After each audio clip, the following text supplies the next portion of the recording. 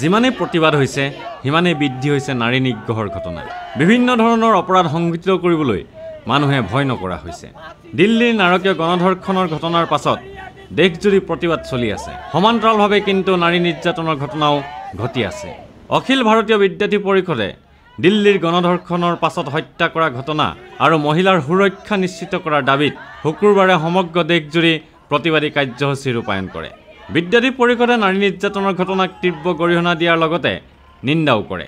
মহিলাৰ সুৰক্ষাৰ দাবীত ৰাজপথত নামি পৰা পিনাকী শৰ্মা নামৰ ছাত্ৰীগৰাকীয়ে এই সন্দৰ্ভত কয়, সব ছোৱালীয়ে সব মানুহেতো নাৰীকে দুখ দিয়ে, বাট মই ক'ব বিচাৰিছোঁ কোনো নাৰীয়ে নিজৰ এডভান্টেজ ল'ব নিদিয়ে কেতিয়াও।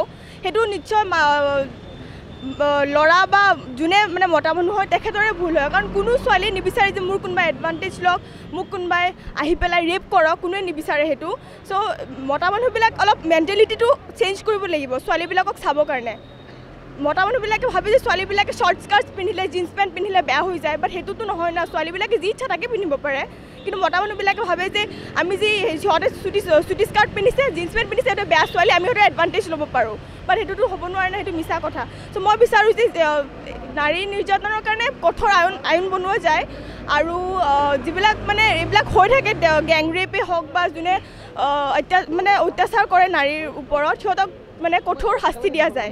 কেন্দ্ৰীয় আৰু ৰাজ্য চৰকাৰৰ উদাসীনতা আৰু নমনীয় স্থিতিৰ ফলতে সমগ্ৰ দেশৰ লগতে অসমতো নাৰী নিৰ্যাতনৰ ঘটনা বৃদ্ধি পাইছে বুলি বিদ্যাৰ্থী পৰিষদে অভিযোগ কৰে। নাৰী নিৰ্যাতনকাৰীক দৃষ্টান্তমূলক শাস্তি বিহাৰ ব্যৱস্থা কৰা, ধৰ্ষণকাৰীক ফাঁচি দিয়া, বন্ধ হৈ থকা নাৰী নিৰ্যাতন সম্পৰ্কীয় গোচৰসমূহ মুকলি কৰি শীঘ্ৰে নিষ্পত্তি কৰা আৰু 2013 বৰ্ষটোক মহিলা সুৰক্ষা বৰ্ষ হিচাপে ঘোষণা কৰিবলৈ দাবী জনায় অখিল ভাৰতীয় বিদ্যাৰ্থী পৰিষদে।